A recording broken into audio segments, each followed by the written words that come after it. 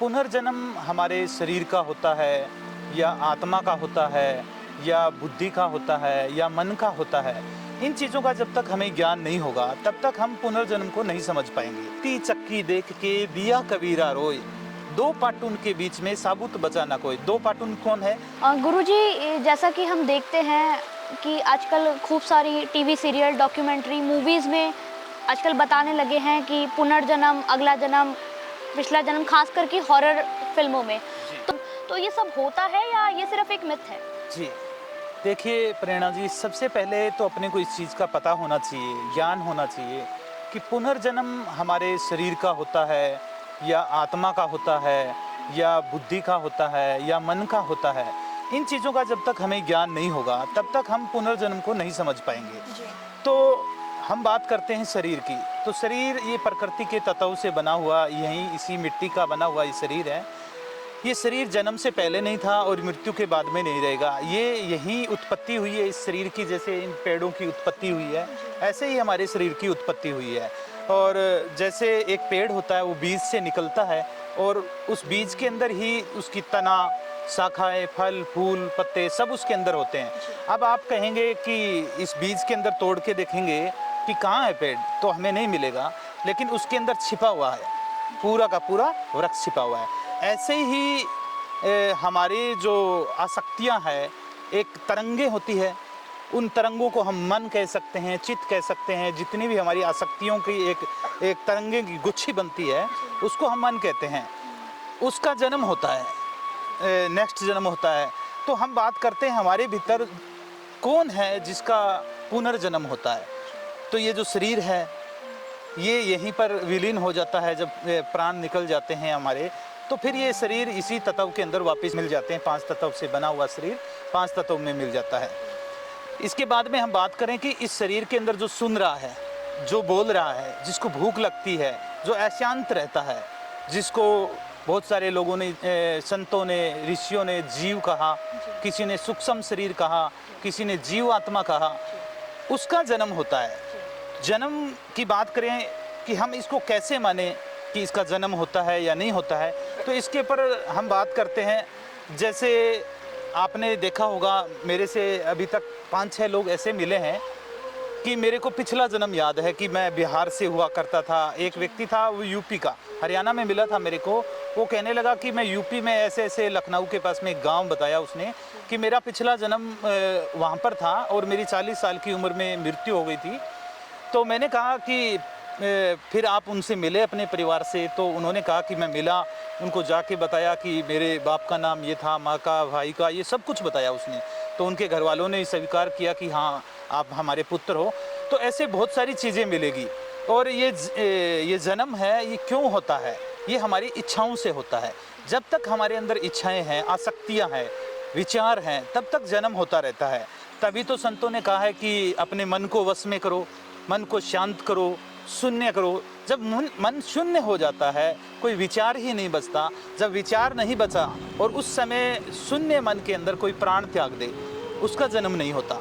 और मरते वक्त जो लास्ट विचार होता है, लास्ट की जो फोटो खींची जाती है, वहीं से अगला जन्म की शुरुआत होती है। इसको हम और आसानी से समझने के लिए बारीकी से बात करते हैं। जैसे मान लेते हैं यह जन्म है अपना, ये जो जीवन चल रहा है, यह आज का दिन है, ठीक है। आज के दिन में हमने जितने कार्य किए, जितनी इच्छाएं की, जितनी प्लानिंग की, वो पूर्ण नहीं हुए कार्य, तो हम शाम को क्या करेंगे? वो काम को होल्ड पर छोड़ के सो जाएंगे। और फिर जो शाम को काम छोड़ा है हमने, दूसरे दिन वहीं से सुबह की शुरुआत करेंगे कि जो पीछे कल रह गया था।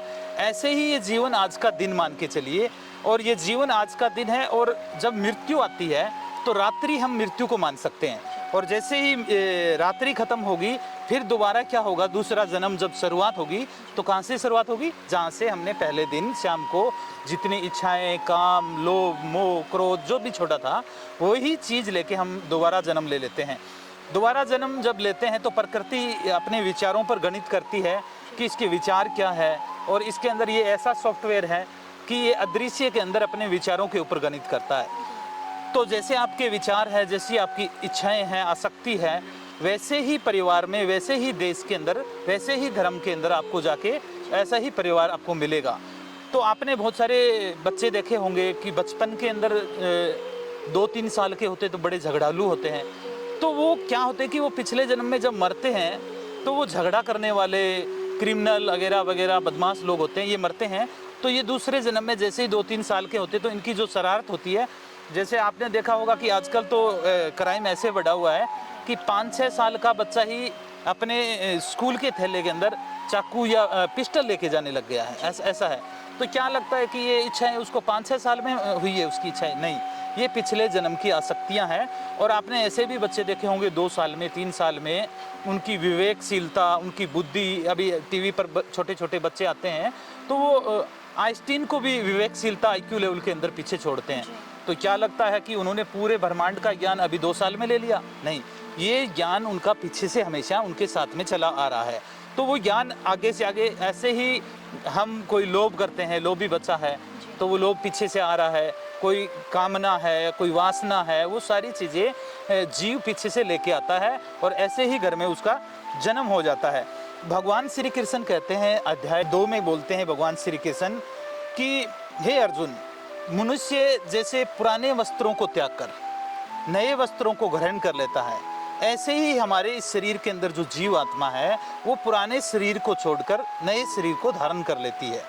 तो जैसे आप इस ऐसे समझे कि हम कपड़े चेंज करते हैं, कपड़े बदलने से हम मर नहीं जाते और कपड़े पहनने से हम जन्म नहीं ले लेते, तो ऐसे ही शरीर को छोड़ देने से हम मर नहीं जाते और शरीर को प्राप्त करने से हम जन्म नहीं ले लेते। तो मेरे कहने का तात्पर्य क्या है, ये जो जन्म मरण है ये तो शरीर का है, ठीक है, और इसके अंदर जो बैठा हुआ है, जीव बैठा हुआ है, जीव आत्मा, सूक्ष्म शरीर, आप उसको कुछ भी बोल सकते हैं, उसकी मृत्यु नहीं होती।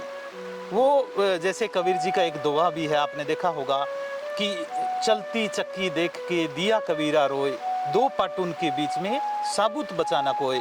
अब ये चलती चक्की क्या है और 2 पाटून क्या है, इसको कबीर जी ने, संतों ने बड़ा मुहावरों के हिसाब से बताया था कि चलती चक्की तो ये है कि बचपन, बालकपन, जब जन्मा बच्चा, फिर बालकपन, फिर जवान, फिर बुढ़ापा, फिर मृत्यु और फिर दोबारा जन्म, फिर बालकपन, जवानी, बुढ़ापा, मृत्यु, ये चक्कर ऐसे घूमता ही रहता है।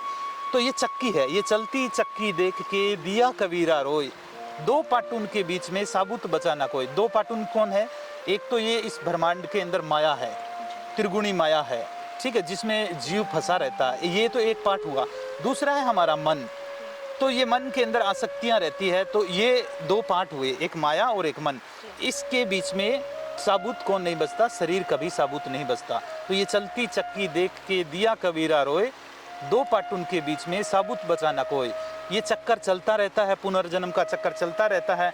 और भगवान श्री कृष्ण ये भी कहते हैं गीता के अंदर, जैसे वायु गंध के स्थान से गंध को ग्रहण करके अपने साथ ले जाती है, जैसे यहाँ गंध है, दुर्गंध है, यहाँ वायु चलेगी, यहाँ फूल खिले हुए हैं, बगीचा है, तो बगीचे के 100-200 मीटर दूर तक भी आपको पता चलेगा कि बगीचा है, वो हवा उस गंध को अपने साथ में ग्रहण करके ले गई।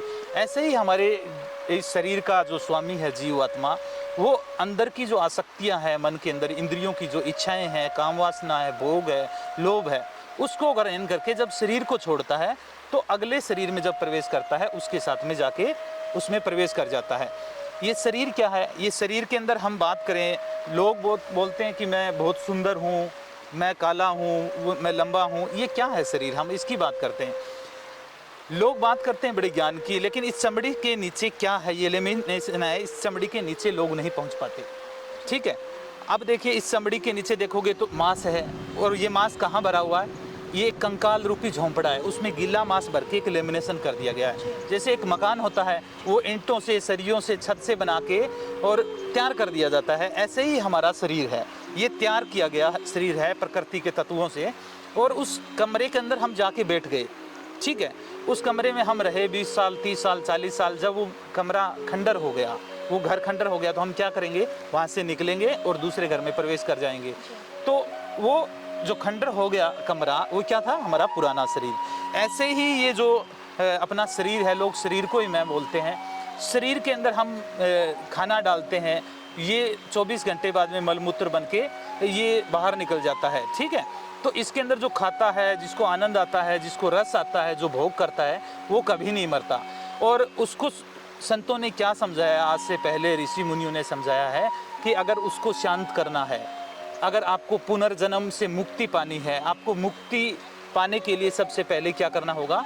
अपनी इच्छाओं का त्याग करना होगा, वैराग्य लेके आना होगा। भगवान श्री कृष्ण बोलते हैं अर्जुन को कि तुम अपने मन को वश में करो, तो अर्जुन बोलते हैं कि इस मन को वश में करना तो वायु को रोकने के बराबर है। तो कृष्ण भगवान अर्जुन को कहते हैं कि मानता हूँ कि ये मन बड़ा ही चंचल है, ये बंदर की तरह है, कभी इस पेड़ पे कभी उस पेड़ पे। ऐसे ही हमारा मन, आप आंखें बंद करके देखोगे तो कभी कहीं छलांग लगाएगा, कभी कहीं छलांग लगाएगा। एक पल भी हमारा मन रुकता नहीं है, बंदर की तरह छलांग लगाता रहता है। तो इस मन के अंदर बहुत सारी इच्छाएं हैं, और ये इच्छाएं जब तक इंसान के अंदर है, मृत्यु के टाइम में जितनी इच्छाएं उसकी फ़ोटो खींचेगी और नेक्स्ट जन्म में उसको वापस मिल जाएगी। तो सबसे पहले हमें शांति चाहिए और हमें आनंद चाहिए। तो सबसे पहले हमें इस संसार के अंदर हमने जो इच्छाएं कर रखी है, सारी नासवान है। जब मरते हैं तो धन दौलत परिवार सब यहीं छूट जाते हैं, मित्रगण। तो खाली हाथ आए थे, खाली हाथ जाना है। तो आप सबसे पहले ये सोचिए कि मैं हूँ कौन। जब गहरी आप ध्यान की समाधि में जाओगे तो आपको पता चलेगा कि शरीर अलग है, मैं अलग हूँ, आत्मा अलग है। तो हमें इस शरीर को त्याग देने के बाद में मन को भी मारना पड़ता है, ये जो बीज है इसको भूनना पड़ता है। फिर हमें कोई आत्मा का दर्शन होता है, और आत्मा परमात्मा का अंश होता है। उसी का अंश आपके अंदर है, मेरे अंदर है। इस संसार के अंदर जितने भी प्राणी हैं, जीव जंतु है, पेड़ पौधे हैं, इन सब के अंदर परमात्मा का अंश है। और वो जो जिसके अंदर अंश है वही आत्मा है, और जो संपूर्ण ब्रह्मांड में फैला हुआ है सर्वत्र दसों दिशाओं में, यह परमात्मा है। जय श्री कृष्ण। परम गुरु राधेश्याम जी से जुड़ी ऐसी ही जन कल्याणकारी वीडियो को देखने के लिए हमारे चैनल को सब्सक्राइब कीजिए, फॉलो कीजिए, लाइक कीजिए और मानव जाति के कल्याण के लिए इस वीडियो को ज्यादा से ज्यादा शेयर कीजिए।